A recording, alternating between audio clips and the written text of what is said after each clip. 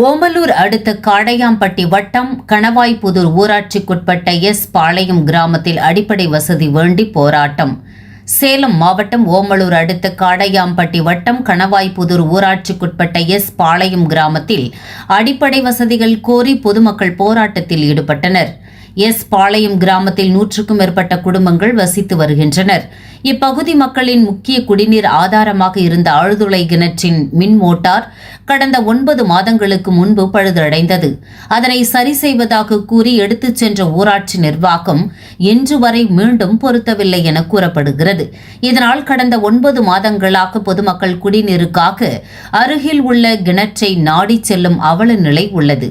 இப்பகுதியில் நீண்ட காலமாக பயன்படுத்தி வந்த மயான நிலத்தை தனிநபர் ஒருவர் ஆக்கிரமித்து உள்ளதாக பொதுமக்கள் குற்றம் சாட்டுகின்றனர்.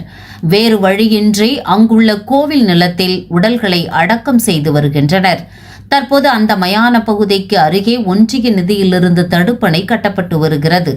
மழை காலங்களில் தடுப்பணையில் தண்ணீர் தேங்கினால் சடலங்களை அடக்கம் செய்யக்கூட இடமில்லாமல் போகும் என மக்கள் வேதனையுடன் தெரிவிக்கின்றனர்.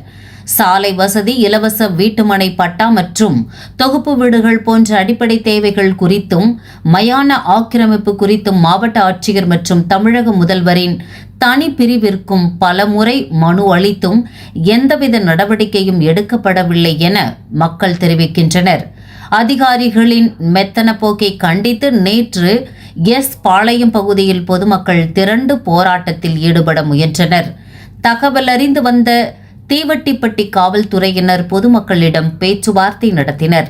இதுகுறித்து உரிய அதிகாரிகளிடம் பேசி உடனடியாக நடவடிக்கை எடுப்பதாக உறுதியளித்ததை தொடர்ந்து பொதுமக்கள் கலைந்து சென்றனர்.